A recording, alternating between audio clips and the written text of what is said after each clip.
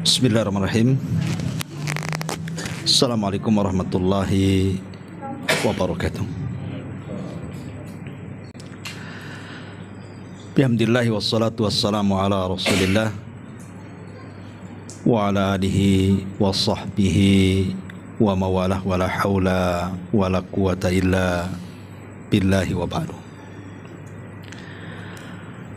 Alhamdulillah di malam hari ini kembali bisa duduk di tempat yang insyaallah diberkahi Allah Azza wa Jal.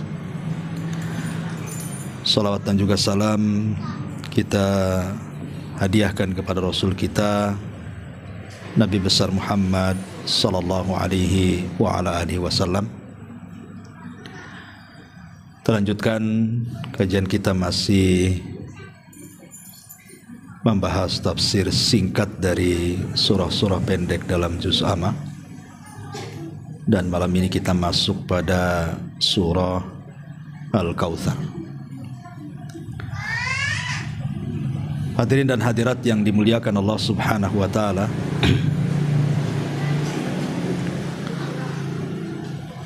Suratul Kautsar adalah satu di antara surat terpendek dalam Quran. Jadi surat terpendek dalam Al-Quran itu hanya terangkai dari 3 ayat. Dan itu ada di 3 surat. Pertama suratul Nasr, Idza jaa nasrullahi wal fath. Itu terangkai dari 3 ayat. Kemudian suratul Asr, Wal asri innal insana lafi husrin. Ini juga terangkai dari 3 ayat. Dan yang terakhir, dan ini yang paling pendek. Jadi kalau kita katakan surat terpendek dalam Quran, inilah suratul Kautsar. Karena terangkai dari 3 ayat dan pendek-pendek ayatnya. Jadi kalau antum tidak hafal ya melampau lah. Karena paling pendek masalahnya. Karena suratul Kautsar ini kan surat favorit ya. Dibaca di semua sholat karena pendeknya. Tapi bukan berarti pendeknya surat Al-Kautsar itu pendek pula maknanya, tidak. Tapi justru kalau kita dalami suratul Kautsar ini, kemana-mana faedah yang kita bisa akan petik di dalamnya. Ma'asyiral muslimin yang dimuliakan Allah Azza wa Jalla, suratul Kautsar ini secara khusus khitabnya kepada Nabi sallallahu alaihi wasallam. Yang diajak bicara itu adalah Allah kepada Nabi, tapi umumnya kepada umatnya. Baik, kita mulai. Allah Subhanahu wa taala berfirman, "Inna a'tayna kal kautsar fasalli li rabbika wanhar inna syani'aka huwal abtar." Sebelum saya jelaskan kalimat per kalimat, kita akan sebut asbab nuzulnya biasa supaya nyambung dengan pembahasan. Apa sih sebab turun daripada suratul Kautsar ini? Terjadi silang pendapat tentang asbab nuzul daripada surah Al-Kautsar ini. Apakah dia Makkiyah, surat yang turun sebelum hijrah, ataukah dia Madaniyah, turun setelah hijrah Nabi? Kenapa terjadi silang pendapat? Karena ada silang pendapat tentang asbab nuzulnya. Bagi yang mengatakan suratul Kautsar ini adalah Makkiyah, turun sebelum hijrah. Jadi saat Nabi sallallahu alaihi wasallam diangkat menjadi nabi dan rasul, di situ Nabi sallallahu alaihi wasallam dikaruniakan satu putra kedua namanya Abdullah. Jadi sebelumnya Rasul punya putra namanya Qasim, tapi belum diangkat jadi nabi. Tapi Allah takdirkan Qasim meninggal. Dan anak pertama inilah yang jadi kunyah Rasul. Makanya Rasul disebut Abul Qasim. Sebagaimana sabda Nabi SAW, barang siapa yang berpuasa di hari yang diragukan, maka dia telah bermaksiat kepada Abul Qasim. Maksudnya Nabi SAW. Lah ketika Rasul di usia 40 tahun, maka Nabi SAW diangkat menjadi Nabi dan Rasul. Disitulah Allah anugerahkan kepada Khadijah seorang putra yang kedua. Maka Nabi SAW karena sudah diangkat jadi Nabi, maka namanya juga diberi nama Abdullah atau dikenal dengan At-Tayyib. Lah, tapi Allah takdirkan Abdullah juga tidak lama usianya. Baru lahir beberapa bulan meninggal. Itulah ujian Nabi SAW. Punya anak laki-laki pertama meninggal di waktu bayi, kedua lagi meninggal lagi. Lah saat meninggal Abdullah inilah, ada yang mengatakan Al-As ibn Wa'il As-Sahmi, ada yang mengatakan Al-Walid ibn Mughirah, ada yang mengatakan Abu Jahal Amr ibn Hisham Abul Hakam. Kemudian mengatakan kepada Nabi SAW bahwa dia seorang yang abtar. Abtar itu artinya terputus nasabnya dan tidak mungkin ada lagi yang meneruskan perjuangannya. Karena kita tahu bahwa di zaman jahiliyah anak laki-laki itu sangat berharga bagi mereka. Dan anak perempuan itu paling tidak disukai orang-orang itu. Maka disebutkan idza busyira ahadukum bil untha dhalla wajhuhu muswaddan wa huwa kadhib. Apabila dihabar gembirakan kepada mereka kelahiran anak perempuan, merah wajah mereka karena tidak suka. Makanya sebagian mereka menguburkan anak wanita hidup-hidup. Jadi anak laki-laki itu betul-betul emas kebanggaan. Jadi kalau meninggal anak laki-laki itu sedihnya luar biasa. Karena itu penerus nasab masalahnya. Lah jadi ketika Abdullah meninggal ini, maka orang-orang tokoh-tokoh Quraisy ini mengejek Rasul dan mengatakan biarkan saja Muhammad itu, toh dia sudah abtar katanya. Abtar itu sudah terputus nasabnya, enggak mungkin lagi disebut-sebut namanya. Kalau dia meninggal selesai. Lihat bagaimana keras hatinya orang-orang jahiliyah. Harusnya ketika seseorang dirundung dengan musibah kematian anaknya kan takziah harusnya. Ini malah mengejek. Coba andai kata kita punya anak meninggal, bukannya sedih malah ngejek pula kan? Di mana hati mereka? Tetapi Allah Subhanahu wa taala hendak menghibur Nabi SAW. Tak masalah ngomong apa mereka tentang kamu wahai Muhammad, inna sya'ni'aka huwal abtar. Sesungguhnya orang yang benci, mengejek, mengutuk, menghina wahai Muhammad, merekalah yang abtar. Merekalah yang terputus. Merekalah yang hilang nasabnya. Merekalah yang tidak akan disebut-sebut selamanya. Dan menjadi sebuah kenyataan hari ini. Orang-orang yang mengejek Nabi SAW dan mengatakan abtar bahwa Muhammad sudah terputus, tidak mungkin lagi disebut-sebut, justru hari ini terbalik. Allah katakan wa rafa'na laka dzikra. Kami angkat penyebutanmu wahai Muhammad di alam semesta ini.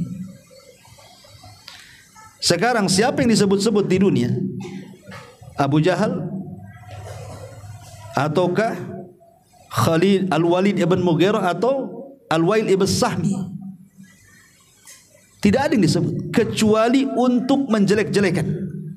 Kalau disebut Abu Jahal pasti konotasinya buruk. Ya.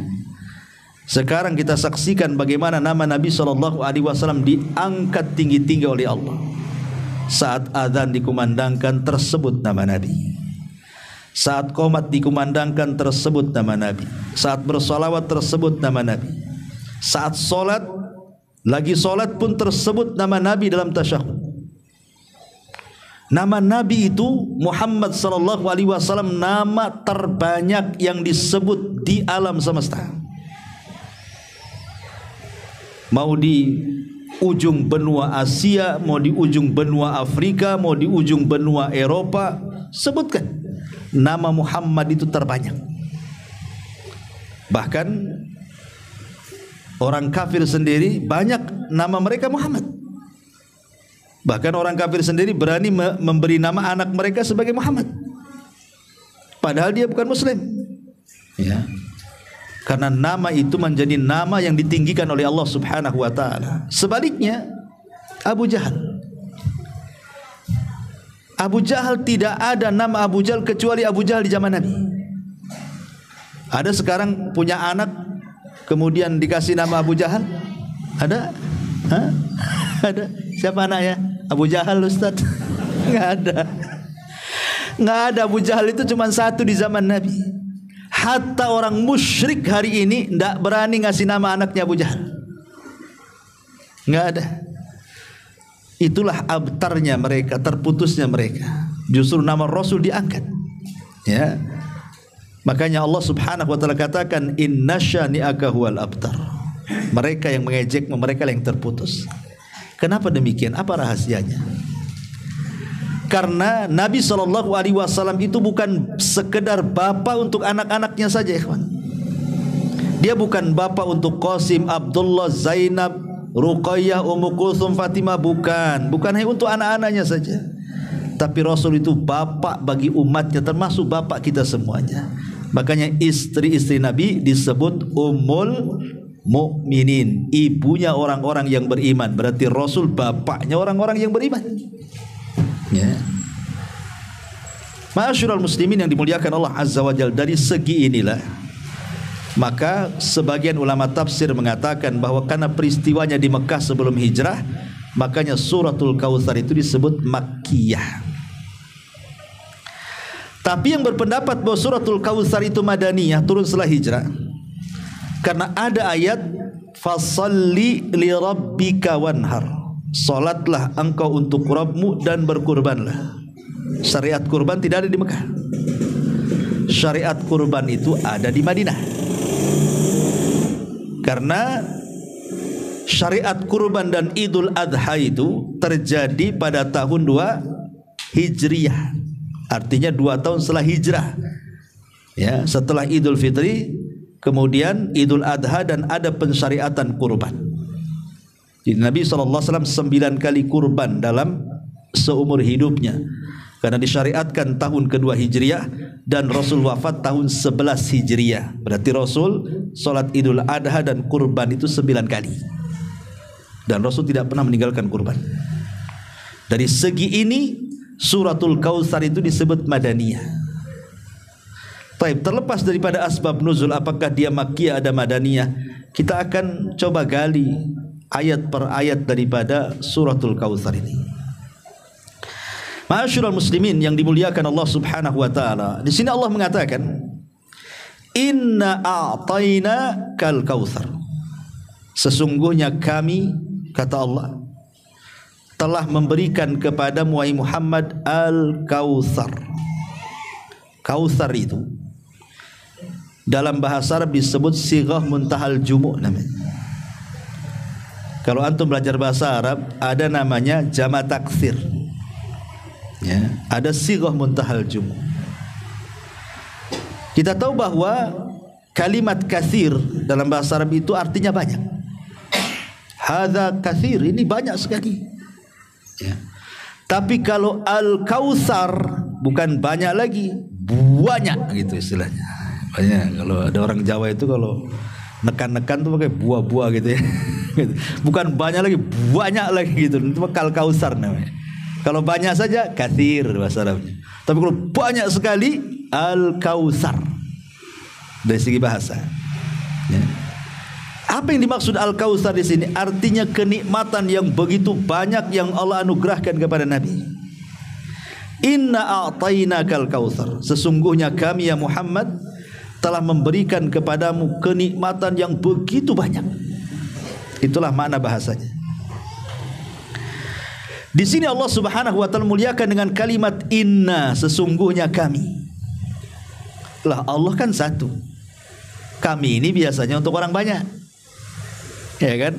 Kami semua, artinya ya orang banyak kalau kami kan. Sementara Allah itu kan satu. Kenapa disebut kami? Ulama tafsir mengatakan bahwa kalimat nahnu, kami, dalam bahasa Arab itu li ta'zim, untuk mengagungkan, bukan menunjukkan banyak, bukan. Jadi kalimat inna, sesungguhnya kami, kami di sini artinya li ta'zim, untuk mengagungkan sesuatu. Kalau Al-Quran menyebut dengan kalimat nahnu, kami, berarti menunjukkan bahwa ayat setelahnya bicara tentang perbuatan Allah. Tapi kalau seandainya dimulai dengan kalimat ana, aku atau saya, gitu ya, itu biasanya kalimat setelahnya bicara tentang zatnya. Itulah perbedaannya. Kalau pakai saya berarti Allah sedang bicara zatnya sendiri. Seperti Allah mengatakan dalam Al-Quran, ana innama ana. Gimana itu?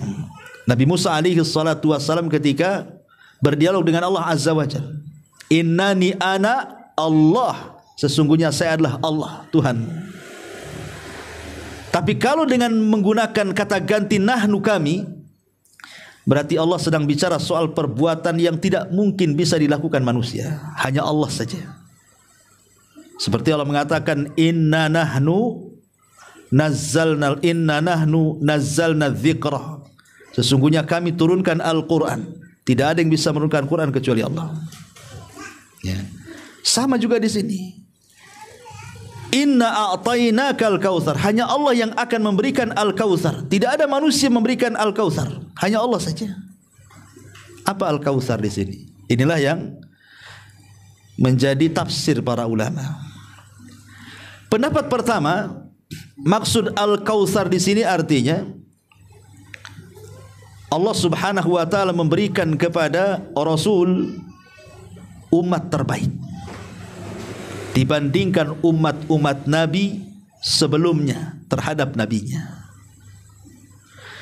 Karena satu-satunya umat yang sangat mencintai Nabi SAW, melebihi harta mereka, melebihi jiwa mereka, melebihi orang yang mereka kasih dan mereka sayangi, tidak didapati kecuali umat Muhammad kepada Muhammad sallallahu alaihi wasallam. Lihat para sahabat Nabi sallallahu alaihi wasallam. Hubaib ibn Adi, seorang sahabat, itu pernah kena tangkap, ya. Kemudian diikat di pohon. Kemudian diinterogasi oleh Abi Sufyan dan para pembesar Quraisy. Dan para pembesar Quraisy mengatakan, ya Hubaib, sebentar lagi nyawamu akan melayang dan engkau akan disiksa pelan-pelan. Kalau seandainya Muhammad sebagai gantimu, dia yang diikat di pohon itu, dan kami lepas engkau dan engkau bisa menikmati kehidupan dunia, kira-kira mau tidak? Saya tidak akan mau. Jangankan Muhammad terikat di sini, kalaulah Nabiku Muhammad sallallahu alaihi wasallam terkena tusukan duri sedikit pun saja aku tak reda. Akhirnya kemudian dicincang tuh, dipotong tangannya, dipotong kakinya, dipotong kepalanya. Hubaib bin Adi itu karena cintanya kepada Nabi, ya. Bahkan ada Tsaqafi mengatakan bahwa Nabi SAW itu apabila meludah, maka ludahnya ditangkap oleh sahabat, kemudian akan diusap-usap di badan mereka, tabarruk, mencari berkah, ya. Tapi ini khususnya Nabi. Ludah saya jangan dibuat kayak gitu. Antum kalau pakai ludah saya nular penyakitnya. Nular ilmunya gak apa-apa, nular penyakitnya masalah gitu. Jadi ludah Nabi itu jadikan tabaruk. Kalau Nabi SAW wudu, itu bekas air wudunya mau perang sahabat itu, diambil berkahnya. Kalau Nabi ngomong tidak ada yang berani ngomong. Pokoknya Nabi itu dihargai luar biasa. Dan itu belum pernah ada orang yang mengagungkan seorang Nabi melebihi para sahabat mengagungkan Nabi SAW. Dan itu Al-Kautsar bagi Nabi. Itulah kenikmatan yang luar biasa bagi Nabi.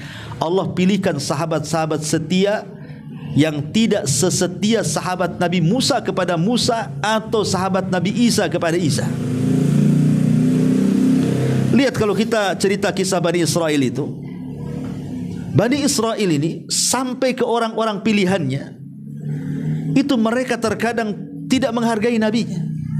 Contoh, ketika orang-orang pilihan Nabi Musa diajak oleh Nabi Musa alaihi salatu wassalam ke Bukit Saina supaya mereka mengetahui tentang Taurat. Jadi Musa itu kan akan mendapatkan Taurat, kemudian akan diberitahu kepada orang-orang pilihannya. Inilah undang-undang Bani Israel. Setelah Musa kemudian mendahului kaumnya 40 malam, Taurat kepada Musa. Ketika Taurat itu sudah di tangan, 70 orang pilihan Nabi Musa, oleh Musa dikasih tahu, ini undang-undang kalian Taurat. Apa kata mereka? Kami enggak percaya bahwa ini kalamullah. Kami harus melihat betul-betul Tuhan wahai Musa, baru kami percaya. Minta dilihat. Allah itu minta diperlihatkan sama mereka. Mereka ngancam kepada Nabi Musa apa? Lan nu'mina laka hatta narallaha jahratan, katanya. Hei Musa, kami tidak akan beriman baik kepadamu atau kepada Taurat ini sampai kau tampakkan Tuhanmu di hadapan saya, katanya. Di hadapan kami. Karena mereka lancang. Fa akhadathhumus sa'iqatu.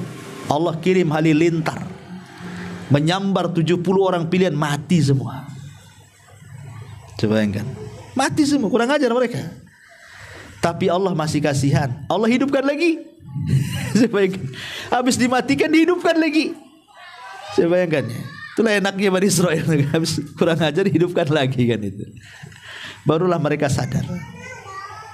Tidak ada umat Rasul seperti ini. Sahabat Nabi nggak ada yang kayak gini. Kalau Rasul mengatakan A sami'na wa ata'na, Rasul mengatakan B sami'na wa ata'na, berat sedikit saja turun ayat. Seperti ketika Allah turunkan surah Al-Baqarah, di akhir-akhir surah Al-Baqarah, in tubdu ma fi anfusikum aw tukhfuhu yuhasibkum bihillah wa yaghfiru liman yasha wa yu'adzibu man yasha ila akhiril ayat. Jika kalian tampakkan amal kalian atau tidak ditampakkan pun tetap akan dihisab. Turun ayat ini. Datang sahabat Nabi, Rasul, kalau yang tampak dihisab enggak apa-apalah, tapi yang tidak tampak dihisab ini berat kami ini. Maka Rasul marah dan mengatakan, ataquluna kama qalat Banu Israil li Musa? Apa kalian akan mengucapkan seperti Bani Israel kepada Musa, sami'na wa asaina, kami taat kemudian maksiat? Qulu sami'na wa ata'na, katakan kami dengar dan kami taat. Baru mereka mengatakan sami'na wa ata'na. Tapi jarang peristiwa-peristiwa seperti ini pembanggangan para sahabat. Ya hanya masalah-masalah seperti ini kami enggak sanggup mengamalkan. Itu saja. Tapi setelah kemudian Rasul mengatakan seperti itu, tidak pernah berani lagi sahabat mengatakan seperti itu. Mereka mengatakan sami'na wa ata'na. Dan itulah kata kunci yang dimiliki para sahabat apabila Allah dan Rasulnya merintahkan sesuatu. Sebagaimana Allah mengatakan, innama kana qaulul mu'minin idza du'u ilallahi wa rasulihi liyahkuma bainakum an yaqulu sami'na wa ata'na. Ucapan para sahabat itu, kata Allah, kaum mukminin maksudnya para sahabat, apabila diseru kepada panggilan Allah dan Rasulnya, kata kunci mereka hanya mengatakan sami'na wa ata'na. Dan ini nikmat luar biasa. Rasul diberikan sahabat-sahabat setia. Dari mulai beberapa orang di Mekah, kemudian berkembang di Madinah, akhirnya bisa mengalahkan kota Mekah, kemudian mengalahkan orang-orang Yahudi, kemudian akhirnya melebar sampailah di rumah ini. Ini nikmat yang Allah berikan kepada Rasul. Jadi Al-Kautsar itu Allah pilihkan kepada Rasul umat terbaik, para sahabat Nabi SAW dan orang-orang yang mengikuti mereka dengan baik. Ma'asyiral muslimin, makanya kita lihat di zaman sekarang saja, jangan pernah singgung Nabi kita, maka akan bergerak umat Islam walaupun tidak sholat. Walaupun tidak sholat marah dia. Ya, aku gini-gini, tatoku berkilat-kilat di badan, jangan hina nabiku katanya. Begitu ya kan? Kita sering mendengar di masyarakat kan, jangan coba-coba hina nabiku. Ya. Artinya apa? Bergerak umat Islam tuh kalau dihina nabinya. Padahal mereka sendiri tidak pernah ngikut sunnah. Kewajiban Allah aja tidak dilaksanakan, tapi kalau disentuh nabinya bergerak umat Islam tuh. Luar biasa. Ini yang disebut Al-Kautsar namanya. Allah berikan umat seperti itu, bisa bergerak kalau dia disentuh. Ini penafsiran yang pertama. Al-Kautsar itu umat terbaik. Yang kedua, ada penafsiran Al-Kautsar itu maksudnya Allah Subhanahu wa taala memberikan kepada Rasul ini dan juga kepada umatnya amal-amal saleh yang kalau dikerjakan terlipat ganda pahalanya. Atau dengan kata lain, Allah berikan syariat-syariat ringan tapi memiliki pahala besar. Dan itu Al-Kautsar namanya, kenikmatan besar. Ya. Logikanya begini, ikhwan. Sering saya katakan pada antum, umat dulu itu usianya panjang-panjang. Ya, Nabi Nuh saja usia dakwahnya 950 tahun. Gimana usia dirinya? Ya. Dengan panjangnya usia sampai umat dulu saking panjangnya sampai dikisahkan oleh seorang ulama tuh. Jadi ada seorang ibu menangis gara-gara kematian anaknya. Menangis di kuburan. Ya. Jadi ditanya, "Kenapa engkau wahai ibu kok bisa menangis di kuburan ini?" Dia mengatakan, "Anak putriku baru meninggal." Kemudian orang ini mengatakan, "Berapalah usia anak putrimu itu?" Dia mengatakan 60 tahun katanya. Anak putrinya 60 tahun. Zaman sekarang nenek-nenek lah 60 tahun. Ya. Jadi 60 tahun itu masih anak-anak tuh. Coba bayangkan. Dia mengatakan 60 tahun itu bisa digunakan untuk sujud satu kali itu kalau zaman dulu tuh.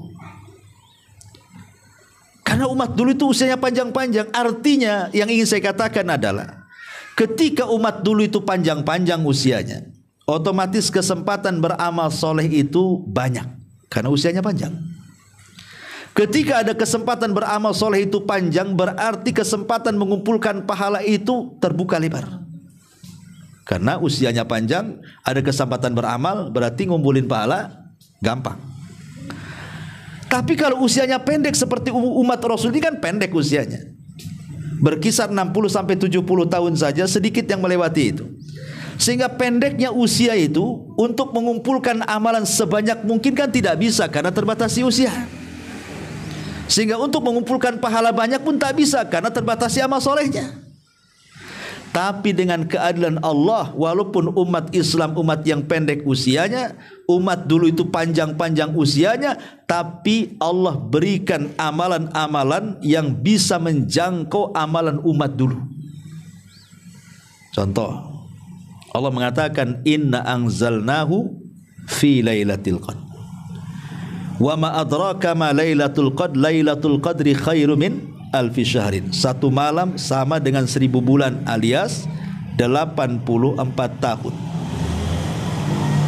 Jadi kalau kita mendapatkan per Ramadan Lailatul Qadar hanya satu malam saja, seolah-olah kita punya usia 84 tahun dan kita habiskan beribadah. Nanti Ramadan berikutnya dapat lagi Lailatul Qadar kali 80 tahun, 84 dapat 84 tahun lagi. Tahun depannya lagi dapat Lailatul Qadar. Sepanjang usia kita, umpamanya balik 15 tahun. Sekarang usia antum ada yang 40-50 tahun, setiap tahun dapat Lailatul Qadar, seolah-olah kita sama usia kita dengan orang dulu tuh. Dan kita habiskan untuk ibadah. Ini Kautsar namanya. Ya, inilah nikmat Allah yang besar. Di mana umat Islam itu terkadang diberikan oleh Allah amalan-amalan ringan tapi pahalanya segunung. Contoh umpamanya sekarang nih, kita berada di 10 awal bulan Dzulhijjah. 10 awal bulan Dzulhijjah ini adalah hari terbaik di dunia. Ketika Nabi SAW mengatakan ma min ayyamin al-amalu salihu fiha ahabbu ilallah min hadhil ayyamil ashri. Qila ya Rasulullah walal jihadu fi sabilillah. Qala walal jihadu fi sabilillah illa rajulun kharaja bi nafsihi wa mali wa lam yarji min dzalika bi syai'in. Kata Rasul, tidak ada hari-hari yang amal soleh dilakukan padanya lebih dicintai Allah dibandingkan orang yang beramal soleh di 10 awal bulan Dzulhijjah. Bayangkan, tidak ada hari-hari setahun yang amal soleh lebih dicintai oleh Allah dibandingkan amal soleh yang dilakukan di 10 awal bulan Dzulhijjah. Bayangkan, berarti menunjukkan bahwa 10 awal bulan Dzulhijjah itu hari-hari terbaik dalam setahun. Tidak ada hari-hari terbaik dalam setahun kecuali orang beramal soleh di 10 awal bulan Dzulhijjah. Sahabat bertanya, apakah amal soleh yang dilakukan di permulaan bulan Dzulhijjah kalau saya amalkan itu sebanding dengan jihad, wahai Rasul? Kata Rasul, tidak. Masih besar pahala orang beramal soleh di 10 awal bulan Dzulhijjah. Kecuali, kata Rasul, kalau yang berjihadnya itu dia bawa hartanya semuanya, kemudian dia tidak pernah kembali alias mati syahid, baru sebanding katanya. Jadi bandingannya dengan orang yang mati syahid. Jadi kalau seandainya antum nih ngaji nih malam ini nih, ngaji malam ini nih, halaqah seperti ini kayak antum perang-perang darah tuh. Kayak antum mati syahid aja pahalanya, pulang dari sini seolah-olah antum sudah mati syahid tuh, dapat pahala mati syahid. Kemudian sampai rumah baca Quran lagi, dapat lagi mati syahid. Kemudian tengah malam tahajud lagi, dapat lagi mati syahid. Bayangkan, ya kan?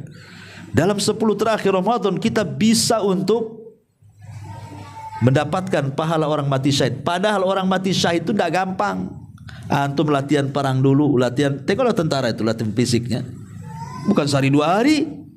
Di camp dulu bertahun-tahun dilatih dulu tuh.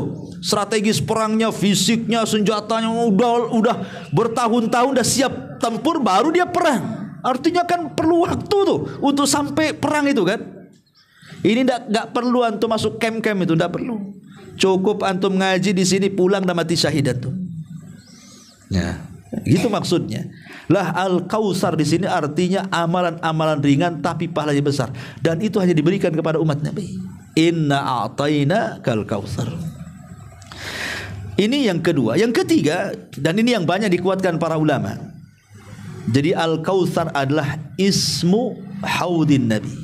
Nama dari nama telaga Nabi SAW yang ada di sorga. Di sorga itu ada telaga namanya Al-Kautsar. Itulah telaga yang dianugerahkan untuk Nabi. Dan dari telaga Al-Kautsar itu mengalir ke telaga Nabi SAW yang ada di padang mahsyar. Karena setiap Nabi di padang mahsyar itu punya telaga. Untuk apa telaga ini?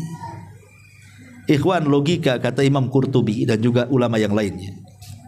Saat kiamat dibangkitkan, tiupan sangkakala yang pertama, maka manusia diwafatkan. Wafat semuanya. Terputuslah, terhentilah aktivitas yang ada di kuburan. Tidak ada azab kubur, tidak ada nikmat kubur.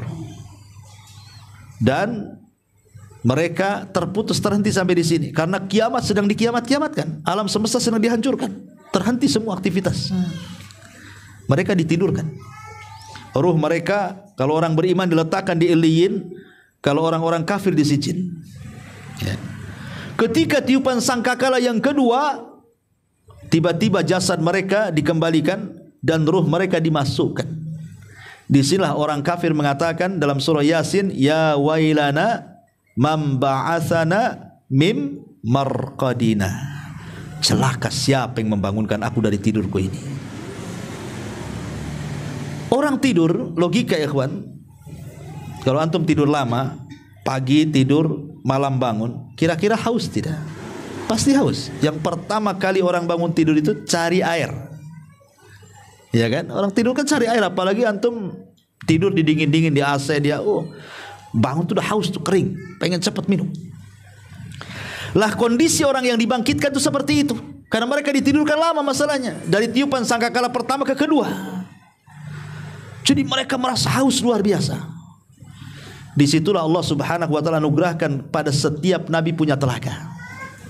Dan telaga yang paling besarlah telaga yang dianugerahkan kepada Nabi SAW, di mana sudah disediakan periuk-periuknya sejumlah bintang yang ada di langit. Kemudian warnanya lebih putih dibandingkan susu, lebih manis dibandingkan madu. Siapa yang meminumnya satu teguk saja tidak akan haus selamanya. Ya. Jadi orang ketika bangkit dari kuburan itu semua mengarah ke nabinya masing-masing. Lah orang-orang yang datang ke telaga Rasul, mereka akan diberi minum dengan 4 cara. Rombongan yang pertama, Allah langsung yang memberi minum, entah bagaimana caranya. Rombongan yang kedua, Rasul yang nyidukkan minum. Ini kemuliaan, Rasul yang ngasih air. Kemudian kelompok yang ketiga, Al-Khulafaur Rasyidin yang menuangkan. Kemudian kelompok yang ketiga, para sahabat. Dan orang yang pertama kali minum dari telaga Rasul adalah Ahlul Yaman, penduduk Yaman. Dan mereka orang-orang Ansar. Kenapa? Kenapa orang Ansar yang pertama kali minum? Karena ketika di dunia orang-orang Ansar itu tidak pernah diberikan kesempatan berkuasa. Abu Bakar Muhajirin, khalifah pertama. Kemudian Umar Muhajirin, Utsman Muhajirin, Ali Muhajirin. Kemudian gantinya Ali anaknya Hasan Muhajirin. Kemudian dari khilafah 30 tahun berpindah ke kerajaan. Pertama yang jadi raja Muawiyah bin Abi Sufyan, Muhajirin. Kemudian Bani Umayyah semua Muhajirin. Kemudian Bani Umayyah tergulingkan, datang Bani Abbasiyah, semua Muhajirin. Semua orang-orang Mekah. Enggak ada orang Madinah yang jadi raja. Jadi khalifah itu tidak ada. Makanya Nabi SAW memberikan hiburan kepada orang-orang Ansar, karena mereka tidak pernah berkuasa, tidak pernah jadi raja, tidak pernah jadi khalifah. Ya, kata Rasulullah, kalian kelak akan mendapatkan para pemimpin yang akan mengambil hak-hak kalian. Mereka mengambil hak kalian, tapi kalian tidak bisa mengambil hak mereka. Tetapi kata Rasul, isbiru hatta talqauni ala haudi, sabar kalian sampai kalian akan dapati di telagaku. Itulah al-jaza min jinsil amal. Ketika orang-orang Ansar tidak diberikan kedudukan di dunia, tapi dia orang yang pertama mendapatkan kedudukan di telaga Nabi. Ya, orang-orang Ansar tuh, ya, Muhajirin, orang-orang Yaman. Ya. Lah ma'asyiral muslimin yang dimuliakan Allah Azza wa Jalla, rupanya tidak semua umat Rasul itu meminum telaga Nabi. Ada pula orang-orang itu yang tidak meminum telaga Nabi, bahkan diusir malaikat. Diusir, nggak boleh masuk ke areal telaga Nabi. Nabi ini penyayang umatnya. Dia berteriak-teriak, ummati, ummati, itu umatku, kenapa kalian usir wahai malaikat? Biarkan dia masuk, biarkan dia minum. Tetapi kemudian datang suara dari langit dan mengatakan, ya Muhammad, innaka la tadri ma ahdatsu ba'daka innahum ghayyaru wa baddalu. Muhammad, kau tidak tahu apa yang terjadi dengan umatmu. Mereka sudah mengganti-gantikan sunnahmu. Mereka sudah jauh dari petunjukmu. Biarkan mereka, tidak perlu minum dari telagamu. Kata para ulama, siapa orang-orang yang tidak memakan dari telaga Rasul, tidak minum dari telaga Rasul? Pertama, ada yang mengatakan mereka adalah orang murtad, yang tadinya sudah jadi umat Rasul malah murtad, tidak akan minum. Yang kedua, orang yang tidak minum adalah orang-orang yang melakukan bid'ah, jauh dari petunjuk Nabi, baik mengurangi ataupun menambah. Kemudian yang ketiga, mereka orang-orang yang murtakibul kabirah, yang gemar melakukan dosa besar. Mereka tidak akan minum dari telaga Nabi SAW.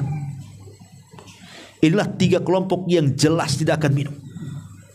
Ya, orang-orang murtad, ahli bid'ah, kemudian orang-orang yang gemar melakukan dosa besar. Mereka akan dijauhkan dari telaga Nabi. Padahal efek minum telaga Nabi itu sangat luar biasa. Karena selepas itu mereka akan berkumpul di padang mahsyar, matahari didekatkan 1 mil, keringat bercucuran, panasnya luar biasa, pasti kehausan. Tapi siapapun yang minum dari telaga Rasul tidak akan kehausan dia. Itulah faedahnya. Ya. Dan telaga ini adalah nikmat Allah yang Allah anugerahkan kepada Rasul. Inna a'tayna kal kautsar. Sungguhnya kami berikan kepadamu ya Muhammad al-kautsar, telaga yang luar biasa. Baik. Kemudian Allah mengatakan sikit-sikit aja, kalau dibentangkan nggak selesai.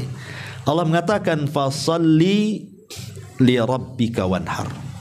Salatlah untuk Rabbmu dan sembelihlah. Kalimat fasalli li rabbika wanhar, setelah Allah Subhanahu wa taala katakan inna a'tainakal kautsar, artinya Allah Subhanahu wa taala hendak menyuruh kepada Rasul seolah-olah begini, Muhammad, aku sudah berikan kau banyak nikmat. Sekarang kau bersyukur. Dengan cara apa?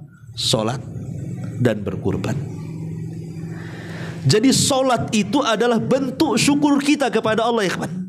Makanya ketika Nabi SAW salat malam sampai pecah-pecah kakinya, karena salat malam bagi Rasul wajib, tapi salat malam bagi umatnya sunnah. Makanya Rasul tidak pernah meninggalkan salat malam. Sehingga Aisyah radhiyallahu anha kasihan dengan suaminya, apalagi sudah sepuh Nabi itu. Kata Aisyah radhiyallahu anha, Rasul cukupkan yang wajib-wajib saja. Bukankah dosamu sudah diampuni yang telah, yang sedang, dan yang akan datang? Tapi Rasul mengatakan, ya Aisyah, afala akunu abdan syakura. Salahkah saya dengan solatku ini menjadi hamba yang bersyukur? Menunjukkan bahwa solat itu bentuk syukur dari nikmat Allah Azza wa Jalla. Jadi kalau seandainya antum diberikan oleh Allah Subhanahu wa taala pekerjaan yang baik, gaji yang bagus, yang mapan, rumah dikasih, ada kendaraan, makan cukup, kemudian antum tidak sholat, kufur nikmat antum. Ya, kufur nikmat namanya. Allah hanya minta sholat. Sholat itu bentuk syukur kita, karena sholat itu menghubungkan kita dengan Allah. Makanya sholat disebut, sholat itu diambil dari kata silah, dan silah itu artinya tali. Dan sholat itu disebut silah, silatun bainal abdi wa rabbi, artinya tali yang menghubungkan kita dengan Allah. Itulah sholat. Jadi kalau kita ingin terhubung dengan Allah, bukan beli handphone kemudian kasih pulsa, itu dengan istri antum. Ya, nggak bisa. Allah itu pakai messenger, itu nggak bisa. Harus dengan solat, baru itulah kita ini ada sinyal langsung berhubungan dengan Allah Azza wa Jalla. Dan itu bentuk syukur kita, mengikatkan kita dengan Allah Azza wa Jalla. Dan itu bentuk syukur badan. Ya, jadi syukurnya badan itu dengan solat. Kemudian syukurnya harta dengan kurban, sembelih. Ya, kalau antum kelebihan harta, beli kambing, sembelih. Itu syukur harta. Dan dua-dua disyukuri, badan kita harus disyukuri, harta kita juga harus disyukuri. Fasalli li rabbika wanhar. Salatlah untuk Rabbmu, maknanya salat Idul Adha, dan berkorbanlah, maksudnya kurban setelah Idul Adha. Ya. Kemudian Allah mengatakan yang terakhir, inna syani'aka huwal abtar. Yang membencimu ya Muhammad, mereka lah yang terputus. Terputus penyebutannya. Tadi saya sudah katakan di mukaddimah, tidak ada musuh-musuh Nabi SAW di zaman Rasul yang dipuji-puji hari ini. Tidak ada. Kalaupun mereka menceritakan kisah Abu Jahal, Abu Lahab, dan musuh-musuh Rasul, itu dalam rangka celaan, bukan dalam rangka pujian.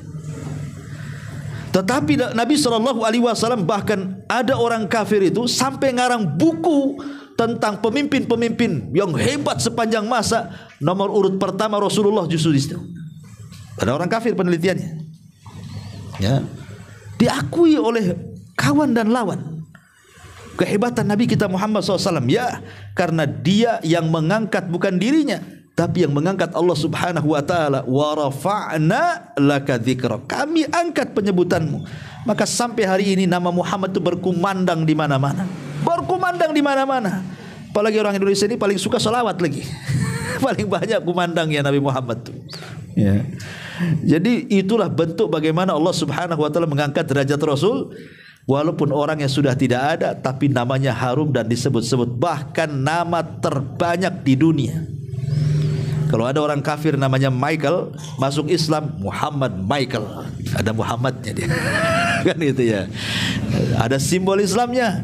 Ya, Muhammad Michael. Tidak bisa dia Michael aja. Ya, ada Muhammadnya untuk menunjukkan simbol Islam. Ya.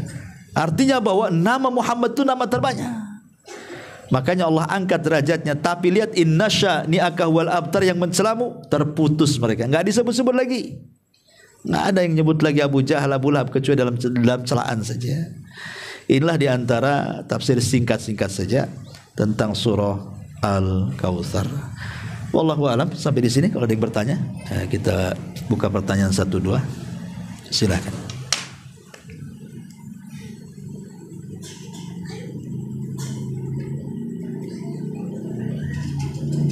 Nggak ada?